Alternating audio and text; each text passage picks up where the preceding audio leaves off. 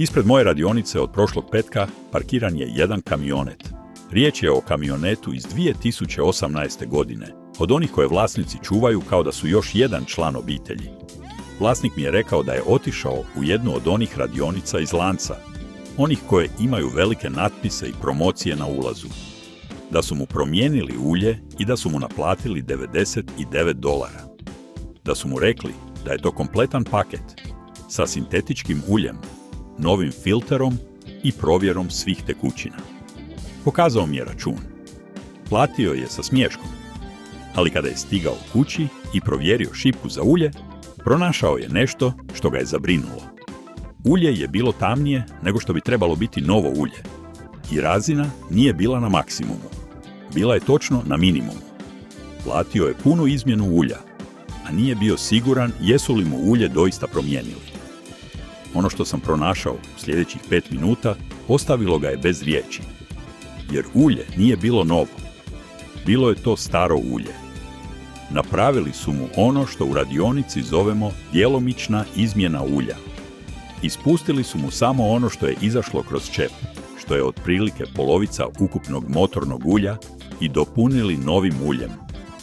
Filter nisu promijenili. Ulje koje je ostalo u motoru bilo je mješavina starog i novog ulja, a razina je bila niska jer nisu stavili ispravnu količinu. I što je najgore od svega, ovo nije izoliran slučaj. Vidio sam ovo stotine puta u svojih 25 godina rada u radionici.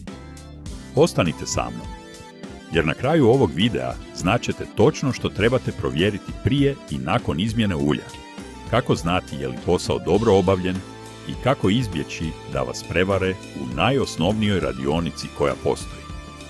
Sada, prije nego što vam pokažem provjere za koje radionice ne žele da znate, popis stvari koje morate provjeriti prije i nakon izmjene ulja, kako biste bili sigurni da je posao dobro obavljen, moram nešto spomenuti. Sve što vam danas pokazujem samo je jedno poglavlje iz mnogo opsežnije datoteke koju sam prikupio tijekom svojih godina u radionici. Zovem to priručnik praktičnog mehaničara. To su 3 sveska ovog praktičnog znanja, sustavi za provjeru rada radionica, trikovi za znanje, koja pitanja postaviti prije odobravanja popravka, metode za provjeru ulja, filtera, tekućina za prijenos, kočnica i svega što bi radionice trebale provjeriti, a ponekad ne provjeravaju. Trenutačno postoji posebna ponuda za one koji gledaju video. Poveznicu ćete pronaći u opisu, a QR kod u gornjem desnom kutu ekrana. To je ostatak skrivenog znanja.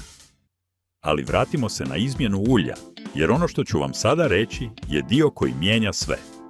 Prijeđimo na stvar. Izmjena ulja je najosnovnije i najvažnije održavanje koje vaš automobil može imati. Ulje podmazuje motor, smanjuje trenje, hladi pokretne dijelove i čisti naslage koje se stvaraju s vremenom. Ako je ulje staro, prljavo ili na niskoj razini, motor se brže troši.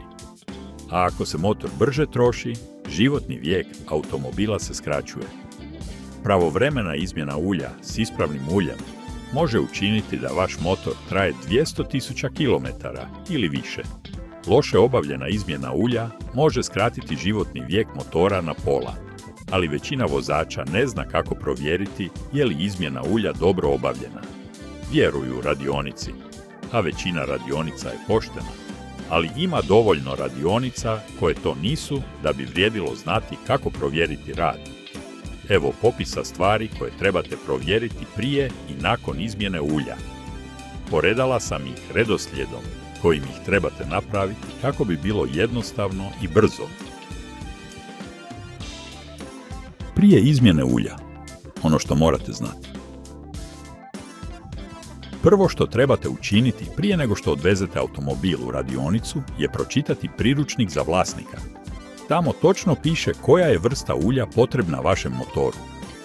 Priručnik specificira viskoznost, što je broj poput 5.30, 0.20 ili 10.40. Također navodi treba li vam sintetičko, polusintetičko ili konvencionalno ulje.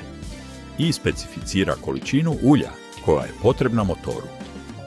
S tim informacijama točno znate što možete očekivati od radionice. Ako vam radionica ulije ulje drugačije od onog navedenog u priručniku, rade neispravan posao. Neki vozači ne znaju da je sintetičko ulje bolje za moderne motore jer bolje podnosi visoke temperature i traje dulje između izmjena. Ali ne trebaju svi motori sintetičko ulje. Priručnik vam govori što vam je potrebno. Ako vam radionica ponudi nadogradnju na sintetičko ulje, provjerite treba li ga vaš motor doista. Mnogo puta je konvencionalno ulje dovoljno, a radionica samo želi naplatiti više. Nakon izmjene ulja, provjera u 5 koraka. Korak 1. Šipka za ulje. Ovo je najjednostavnija provjera i ona koja se najčešće preskače. Nakon što radionica završi s izmjenom ulja, otvorite poklopac motora i izvucite šipku za ulje. To je duga i tanka šipka koja ima žutu, narančastu ili crvenu ručku. Obrišite je čistom krpom. Ponovno je umetnite do kraja. Izvucite je ponovno i pogledajte razinu. Ulje mora biti između oznaka za minimum i maksimum. Idealno na maksimumu ili malo ispod. Ako je razina na minimumu, nisu stavili dovoljno ulja. Ako je razina iznad maksimuma, stavili su previše ulja. Oba slučaja predstavljaju problem. Premalo ulja znači da motor nije dobro podmazan. Previše ulja može uzrokovati pjenjenje i gubitak pritiska. Ulje na šipki mora imati svjetlu boju jantara ili zlata. Ako je ulje vrlo tamno, gotovo crno, ili ako ima vidljive čestice, može biti da radionica nije ispustila svo staro ulje ili da je koristila reciklirano ulje niske kvalitete. Novo ulje je prozirno i ima boju sličnu svjetlom čaju. Ako ulje koje vidite na šipki ne izgleda tako, to je znak za uzbunu. Korak 2. Filter ulja. Filter ulja mora se mijenjati pri svakoj izmjeni ulja.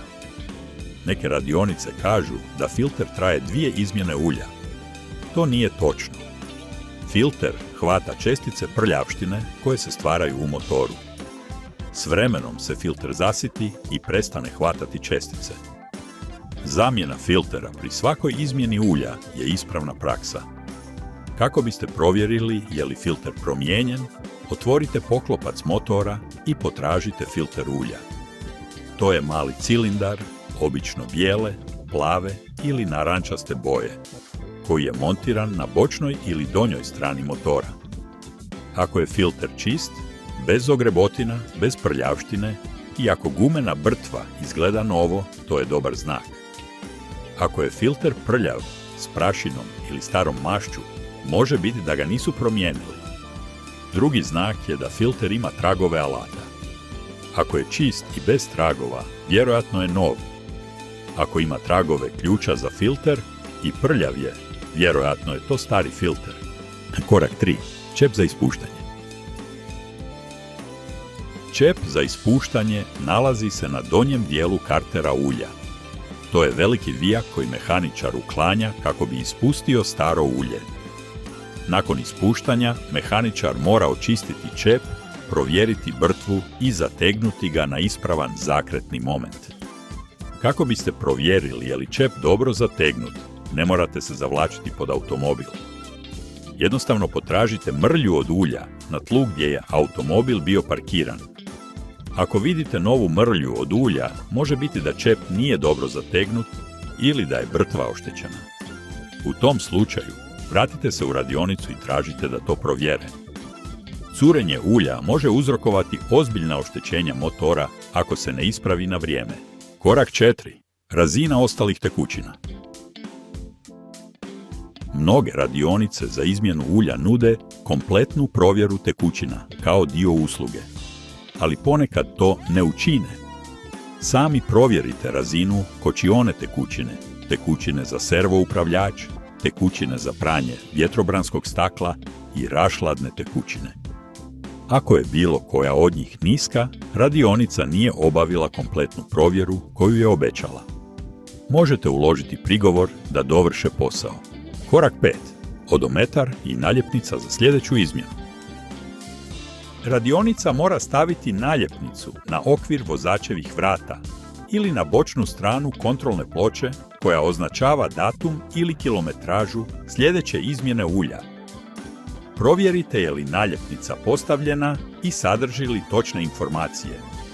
Ako radionica nije postavila naljepnicu, to je znak da je posao odrađen nemarno.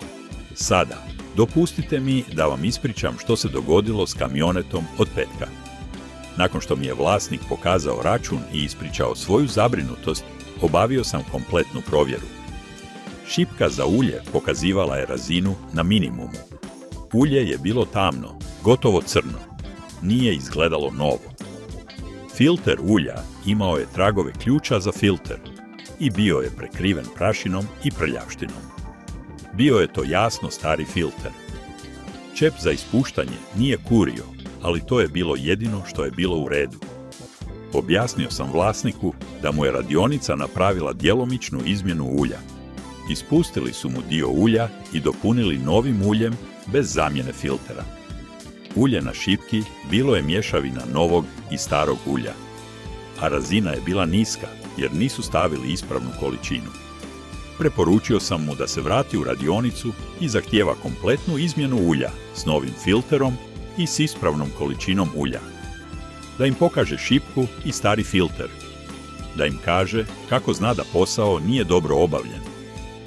Vlasnik se vratio u radionicu, pokazao dokaze i radionica mu je napravila kompletnu izmjenu ulja bez ikakve dodatne naplate.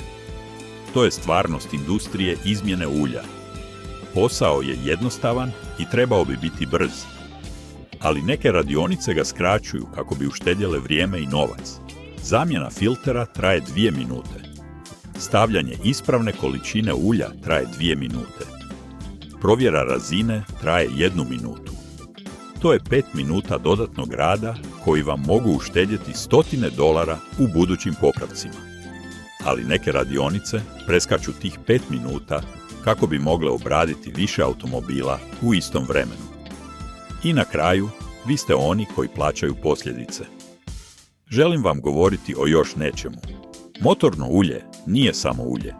Postoje različite kvalitete. Radionice iz lanaca ponekad kupuju ulje u rinfuzi, najjeftinije koje pronađu, a zatim ga naplaćuju kao da je ulje vrhunske kvalitete. Razlika između jeftinog ulja i kvalitetnog ulja je ogromna. Jeftino ulje se brže razgrađuje, ranije gubi svoja svojstva podmazivanja i može ostaviti naslage u motoru. Kvalitetno ulje dulje zadržava svoja svojstva i bolje štiti motor. Kako možete znati koje je ulje radionica koristila? Pitajte. Tražite da vidite pakiranje ulja prije nego što ga uliju u motor. Ako vam radionica ne može pokazati pakiranje ili ako kaže da ulje dolazi iz bačve u rinfuzi, pitajte koje je marke i specifikacije. Poštena radionica neće imati problema pokazati vam ulje koje će koristiti. Radionica koja odbija pokazati ulje je znak za uzbunu. Druga stvar, interval izmjene ulja. Radionice ponekad stave naljepnicu na kojoj piše promijeniti za 3000 milja ili promijeniti za 5000 km. Ali intervali izmjene ulja su se promijenili. Moderni motori i sintetička ulja mogu trajati između 8000 i 12000 km između izmjena. Priručnik za vlasnika specificira ispravan interval za vaš automobil. Ne vjerujte onome što piše na naljepnici radionice. Vjerujte onome što piše u priručniku. Ako vam radionica stavi naljepnicu s kraćim intervalom, pokušavaju vas natjerati da dolazite češće i trošite više novca. Daću vam još jedan savjet. Odvezite svoj automobil u radionicu s punim spremnikom goriva i zapišite kilometražu prije ulaska. Neke radionice koriste automobile klijenata za obavljanje poslova ili za odlazak na ručak. To nije uobičajeno, ali vidio sam da se događa. Ako se kilometraža povećala više nego što bi trebala za izmjenu ulja, radionica je koristila vaš automobil bez vašeg dopuštenja. A to je neprihvatljivo. Sada, dopustite mi da vam ispričam o najjednostavnijem testu koji možete napraviti kako biste saznali je li ulje koje su vam stavili dobre kvalitete. Nakon nekoliko minuta vožnje, otvorite poklopac motora i dodirnite cijev šipke za ulje. Ako je topla, ulje dobro cirkulira. Ako ulje izgleda pjenasto ili ima mjehuriće, može biti da je razina previsoka, pa radilica udara u ulje i stvara pjenu. Pjena smanjuje podmazivanje i može oštetiti motor. Ako vidite pjenu, vratite se u radionicu. Još jedan test. Nakon izmjene ulja, poslušajte motor. Trebao bi zvučati mekše. Motor automobila s novim uljem zvuči malo tiše, jer je podmazivanje bolje. Ako motor zvuči isto ili gore nego prije, ulje može biti loše kvalitete ili filter može biti začepljen. Želim završiti s ovim. Prije 25 godina, kada sam počeo u radionici, nisam znao ništa o ovome. Naučio sam kroz praksu, gledajući kako radionice rade polovične poslove, gledajući kako klijenti plaćaju usluge koje nisu dobili, gledajući kako se motori oštećuju zbog loše obavljene izmjene ulja.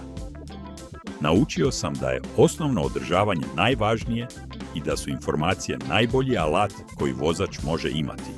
Sve te informacije, sve te provjere, sve te trikove kako biste saznali je li radionica dobro obavila posao, alate koji su vam potrebni za provjeru ulja i tekućina, ispravne intervale održavanja i metode kako biste se uvjerili da vaš automobil dobiva najbolju moguću njegu.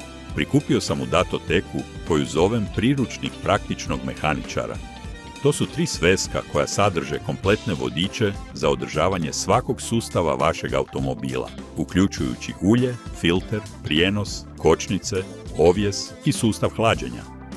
Svaki vodič sadrži provjere koje morate napraviti prije i nakon svake usluge, pitanja koja morate postaviti u radionici i stvarne troškove svakog održavanja. Ako vam je ovaj video bio koristan, ako vam se svidio stil i želite naučiti više, imam posebnu ponudu za vas. Poveznicu ćete pronaći u opisu videa, a QR kod u gornjem desnom kutu ekrana. To je potpuni pristup 3 svescima priručnika. Tamo se nalaze sve provjere koje sam danas spomenuo i još mnogo njih.